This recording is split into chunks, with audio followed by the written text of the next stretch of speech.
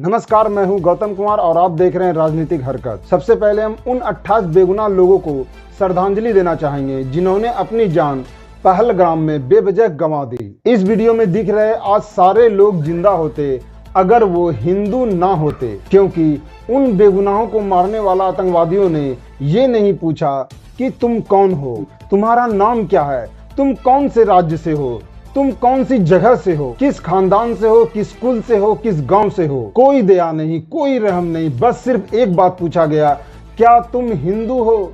जवाब में जैसे ही हाँ मिला, उसके सीने को गोलियों से छल्ली कर दिया गया। लेकिन इन 28 बेगुनाह लोगों की मौत किस प्रकार हुई, अगर आप जानेंगे तो आपका रूह कांप जाएगा, आपका दिल दहल उठेगा, आपका कलेजा फट जाएगा। किस तरह उन आतंकवादियों ने उसी के पत्नी के सामने, उसी के माँ के सामने, उसी के बच्चों के सामने उसे गोली से भून दिया। उन्हें अपने ही सामने अपने परिवारों से मिलने तक नहीं दिया गया, उसे आखिरी अलविदा नहीं कहने दिया। उससे सिर्फ एक बात पूछा जाता था, क्या तुम हिंदू हो?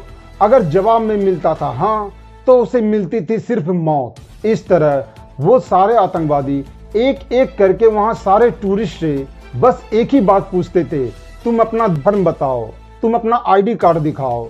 और यहाँ तक कि उनके पैंट को खोलकर यह चेक किया जाता था कि तुम हिंदू हो या मुसलमान। अगर शख्स मुसलमान हुआ तो उस शख्स की जान को बख्श दिया जाता था, और अगर शख्स हिंदू हुआ तो उसे मिलता था सिर्फ और सिर्फ मौत। इन हादसे के बारे में जानकर शायद ही वो कोई हिंदू लीडर हो जिनका कलेजा नहीं फटा होगा। हमले में कुल 6 आतंकवादी थे, लेकिन उसी कौम की भाषा बोलने वाले कुछ गंदे लीडर ने तो यहाँ तक कह दिया कि उसमें सिर्फ पाकिस्तानी आतंकवादी ही होंगे, उसमें कोई लोकल टेररिस्ट थोड़ी ही होगा। इन गंदे लीडरों को अपने घरों की एसी में बैठे बैठे ये कॉन्फिडेंस हो जाता है, ये पता चल जाता है कि उन आतंकवादियों में कोई लोकल आदमी नहीं शामिल होगा, कोई लोकल टूरिस्ट नहीं होगा। लेकिन क्या आपको लगता है बिना कोई लोकल सपोर्ट के ही सरहद के उस पार का कोई आतंकवादी